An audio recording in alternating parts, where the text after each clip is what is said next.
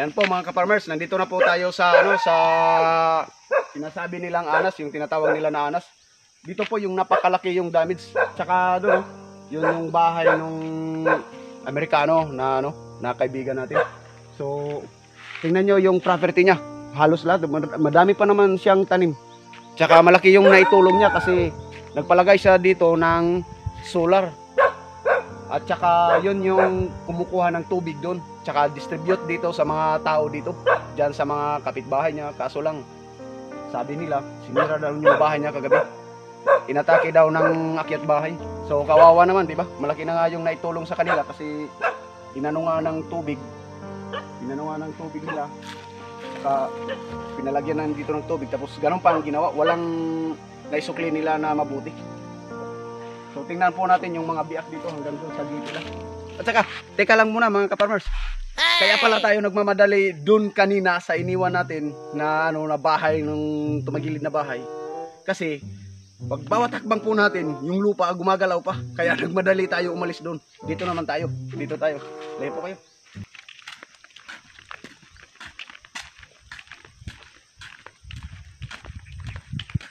Tingnan nyo. Makikita nyo yung ano dyan. Yung mga biyak dyan. Halos lahat yan eh. Nabiyak hanggang doon. Hanggang doon sa dulo. Saka yun yung anas. So nasa 100 meters na lang yata to. Mabibiyak na lahat to. Kasi dyan, ang banda na yan, ang porsyon na yan, lahat dyan may ano na, may crack na. Nag-crack na yan. So tingnan nyo. May kaibigan po tayo din dito. Nag-evacuate na sila eh. Kasi kasi malapit. Yun yung bahay nila. Malapit na din. Ang crack dito sa sa gilid ng karsada. Tingnan nyo yung mga tanim ng Amerikano, wala talaga eh. Nauwi talaga sa wala lahat. Napakalaki po nung biyak. Eh. Ito pa man lagi. Ha? Yan po mga ka-farmers. Yan yung mga biyak. Tsaka dito ipapakita ko po din dito sa inyo. Kasi baka maabutan po tayo ng paglubat. Tingnan nyo. So hindi lang tayo magpapaano masyado. Yan.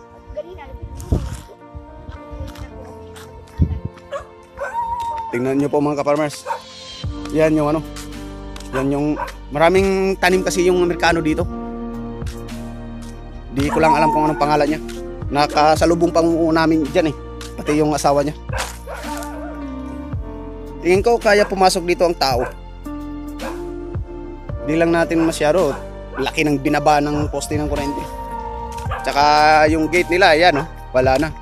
Maski pagpasok doon, sa kanila mahirap na po ipasok. Yan. Tsaka kawawa naman yung natin. Yung kano natin kasi giniba daw yung bahay niya. Inatake daw ng akyat bahay. O, tingnan nyo. Ito yung malaking damage din dito. Yan. Yan yung bahay ng Tsaka kawawa naman yan. Kasi inatake daw yung bahay niya. Oh, mga tao talaga. Eh, may problema pa nga. Sumasabay. Sumasabay sila sa Sabi nga nung kano doon, he built his house 1.5 years. Tapos ngayon, ganito lang po ang mangyayari sa bahay niya. Maiiwan lang niya na parang wala.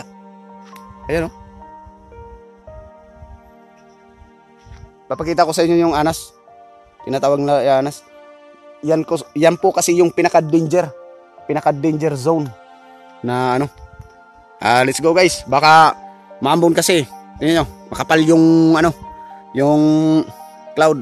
Kaya kailangan natin madali tayo kasi baka maabutan po tayo dito ng ulan. Siyempre delikado. So, di ba? Puntahan mo natin yung yan, malapit lang. Siguro mga nasa 100 meters lang. Mga 100 meters lang siguro. Ang distansya dito. Dito sa dito sa may gate nila at saka doon po sa may doon sa tinatawag nila na anas. Makikita mo naman doon, Yan tingnan nyo. Nasa unahan lang po nung punong saging. Diyan na po yung natin. So, halika. Puntahan muna natin para may pakita ko naman sa inyo kung anong itsura dyan. Yan po mga ka-farmers, malapit na po tayo. Tsaka Tingnan yung poste ng kuryente, di ba napakalapit po lang. 100 meters lang po siguro yan mula dito. Saka ito yung pinaka danger prone area talaga dito. Wow. Tingnan nyo. Ito po yung nakakilabot na ano. Oh, yan, di ba? Nakakilabot po tingnan. Siguro ito nasa 8 palapag siguro yan hanggang doon. 8 palapag siguro. Yung taas ng ano, yung bumagsak na lupa. Mas maganda sana kung makapunta tayo sa baba, pero kaso di po tayo nakakasigurado kasi tingin ko nakalutang pa yan eh. Nakalutang pa yan sa tubig.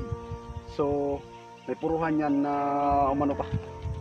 Tumulak pa doon. Tingnan nyo, may mga nahuhulog pa nga na ano. Kahapon wala pa to eh. Kanina wala pa yan. Yan, yung portion yan, jump pa yan eh. Saka yung nandun, hindi pa yan ganyan yung posisyon na. Kung mapapansin nyo po mga ka-farmers, yan, zoom natin, zoom. Tingnan nyo po yung mga buko doon, puno ng buko, tingnan nyo. Tsaka may nakikita kayong isang bahay. Kita nyo? Yan o. Yun. Yung isang bahay na nandun, yun o. Yun. Kita nyo? Yan o. Yun. Yung isang bahay na nandun, yun o. Yun. Yung nasa daliri ko, yan. Hanggang dyan, may biak yan. May biak yan hanggang dun. Dun yung biak. Siguro nasa 6 star. Yun o, may bumagsak pa. Nasa 6 na hektarya siguro ang lawak yan. Tagilid na yung mga puno ng buko. Pansin nyo ba yan? At saka yun, yung bundok din yun. Tagilid na din po yan. Yan yung tinatawag nila na Mount Macalabad eh. Yan yung bundok na yan. Yan yung tinatawag na ang mga puno doon oh. Tagilid na rin. Saka yun oh, may maliit din doon na bumagsak. Oh, di ba? Nasa baba lang yan ang bahay na yan. At saka yung baryo naman, yung sentro ng barangay namin is dyan. So yan, di ba? Wala pang 1 kilometro mula dito. Dito nga eh, napakadelikado. Sayang oh, may mga kamuting kahoy pa. Pero hindi naman natin yan, hindi natin gagalawin yan. Di ba? Tingnan nyo. Yan. Nandito talaga tayo sa ano eh. Dito talaga tayo sa may biak talaga oh. Pwede lang bumaba tayo dyan pero hindi pwede. Kasi delikado.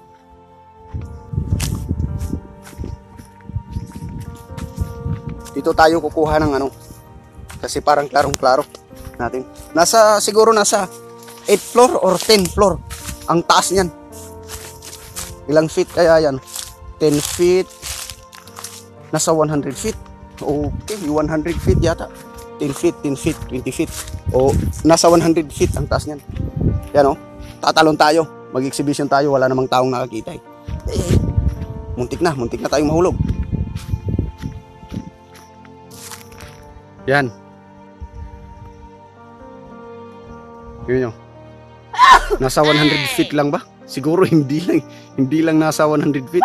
Kasi napakataas po niyan. Yan o. Sa baba. Tsaka may mga nagbabagsakan pa na lupa. At kanina, hindi yan ganyan eh. Hindi ganyan yung posisyon niya. Ayun, yung tubig oh, pumutok na naman. Kita nyo, mga farmers? Yun oh, yung tubig, pumutok. Kalain mo may tubig dyan. Dapat yung tubig nandito, dito sa baba. Dito dapat na porsyon. Ito yung pinakamataas na bundok eh. Tapos may tubig dyan sa gitna. Yun oh. Di ba? Yan yung napaka-imposible.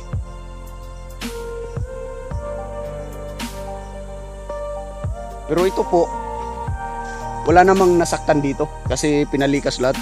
Pero yung nandun, yung inano ko kanina, yun yung ano eh. Yun yung delikado.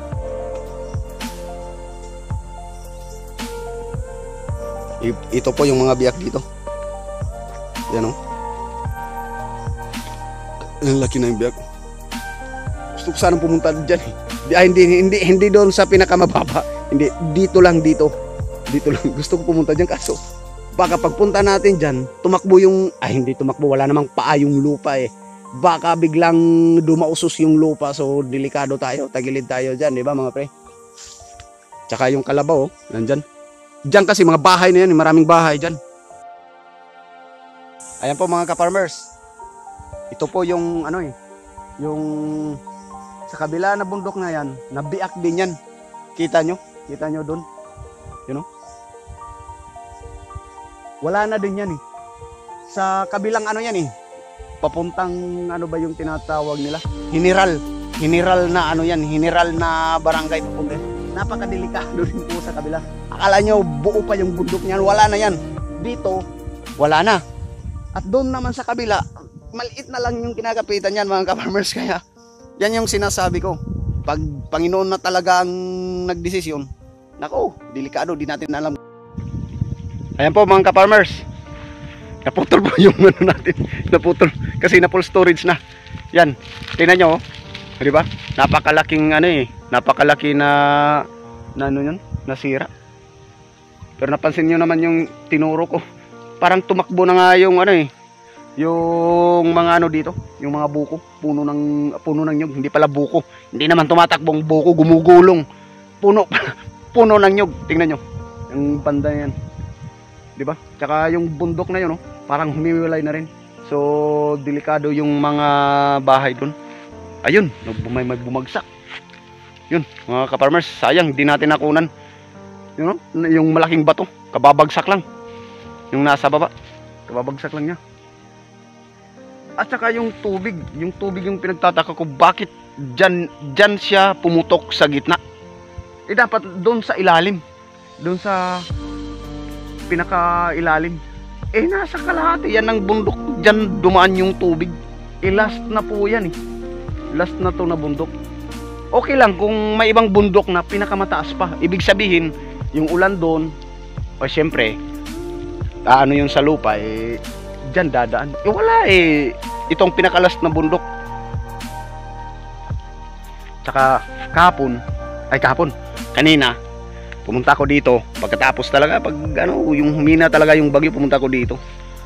May napansin ako yun, parang kabaong. O, di ba? Ang sabi kasi dito, marami kasing treasure hunter dito. Kaso delikado papuntahan yan Delikado papuntahan. Tingnan nyo, kabaong na kabaong talaga. Yung yung hugis niya. Isuzoom ko yan, mamaya. Isuzoom natin. Nako, kung may treasure dyan. Ibig sabihin, si Agaton at si Basyang may dalang treasure. Sana para makabili naman tayo ng bigas. So, yun lang po mga ka-farmers. Abangan nyo naman yung susunod kong content. Ito lang muna yung ibibigay kong content kasi yung ilaw po dito hindi pa naglalight sa amin. May maraming order nga ng rice cake pero di tayo nakapagluto kasi walang kuryente. Sana ipaano na yung kuryente dito sa barangay namin. Salamat po mga ka-farmers, sa susunod ulit. Ayan po pala mga ka-farmers. Kita nyo? Yan yung sinasabi kong parang kabaong. Di ba? Sa lahat ng bato diyan, siya lang yung naiiba. Di ba? Napakalawak ng bumagsak na lupa na yan. Ayun, mayroon pa doon sa itaas. Doon sa pinakatuktok. Pero yung napansin ko lang ang bato lang na yan ay yung kakaiba. Di ba? Kaya dyan, yung mga treasure hunter po dyan, pumunta na kayo dito. Kahit delikado yan, kunin nyo yan. Pero mag-ingat po kayo kasi delikado. Kanina lang gumalaw pa yung lupa papunta pa doon. Pababa yan, gumalaw pa yan. So ingat lang. Sana ako na lang naging treasure hunter din para buwang loob ko na puntahan yun. Di ba? Sila po mga farmers. Yan po mga ka-farmers, pauwi na po tayo kasi magandang panahon ngayon, uminit. Ito na yung natin, chance na natin, bibilad natin yung mga kahoy natin para makapagluto tayo. So pauwi na tayo. Kanina medyo takot tayo kasi makapal yung makapal yung cloud. Kaya ngayon medyo okay na. Kaya magmamadali naman tayo. Pauwi tayo sa bahay kasi maraming order na ang rice cake natin. So puntahan natin.